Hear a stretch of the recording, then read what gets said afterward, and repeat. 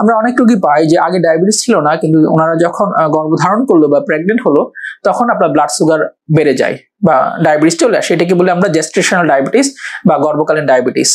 এখন আপনাদের অনেক সময় প্রশ্ন থাকে যে গর্ভকালীন ডায়াবেটিসটা ভালো হয় কিনা বা চলে যায় কিনা। আমরা দেখতে পাই যে 90% ক্ষেত্রেই গর্ভকালীন ডায়াবেটিস হলে সেটি কিন্তু ভালো হয়ে যায়, পরবর্তীতে আর ওষুধ বা ইনসুলিন কিছুই লাগে না, মানে কমপ্লিটলি ভালো হয়ে যায়। কিন্তু সেই ক্ষেত্রেও তাদের কিন্তু পরবর্তী ডায়াবেটিস হওয়ার সম্ভাবনা থাকে। আমরা বলি যাদের গর্ভকালীন ডায়াবেটিস থাকে আপনারা 3 মাস পর ফলো আপে থাকবেন, 3 মাস পর আপনার ডায়াবেটিস হরমোন বিশেষজ্ঞের পরামর্শ নেবেন যে আপনার ডায়াবেটিস পার্মানেন্টলি হয়ে গেল কিনা।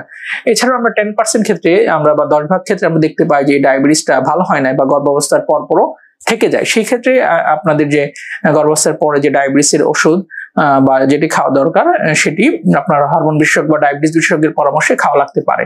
কিন্তু আপনারা জানেন যে গর্ভাবস্থায় কিন্তু আমরা মুখে ওষুধ দিই না, ইনসুলিন দিই, কিন্তু বাচ্চা ডেলিভারি হয়ে যাওয়ার পরে কিন্তু আপনারা মুখের ওষুধ খেতে পারেন। তাই যাদের গর্ভকালীন ডায়াবেটিস থাকে আপনাদের পরবর্তীতে আপনার সচেতন থাকতে হবে, কার্বোহাইড্রেট বা শর্করা জাতীয় খাবারটা কম খেতে হবে, এক্সারসাইজ করতে হবে, ডায়াবেটিস নিয়মিত চেক করতে হবে বা পরীক্ষা করতে হবে যে আপনার ডায়াবেটিস হয়ে গেল কিনা। আর গর্ভকালীন ডায়াবেটিসের ক্ষেত্রে গর্ভকালীন ডায়াবেটিস থাকে বাচ্চা এবং মায়ের দুইজনেরই ক্ষতি হতে পারে। তাই গর্ভাবস্থায় ডায়াবেটিসটা খুব ভালো টাইট কন্ট্রোল রাখতে হয়।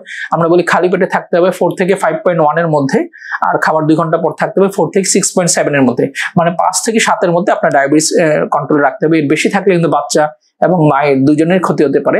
তাই যাদের গর্ভকালীন ডায়াবেটিস আছে আপনারা নিয়মিত, আমরা বলি 1 মাস পর একজন হরমোন বিশেষজ্ঞ বা এন্ডোক্রাইনোলজিস্টের পরামর্শ নেবেন এবং ওনার তত্ত্বাবধানে থাকবেন, তাহলে আশা করি আপনার বাচ্চা এবং মায়ের কোনো সমস্যা হবে না। ধন্যবাদ।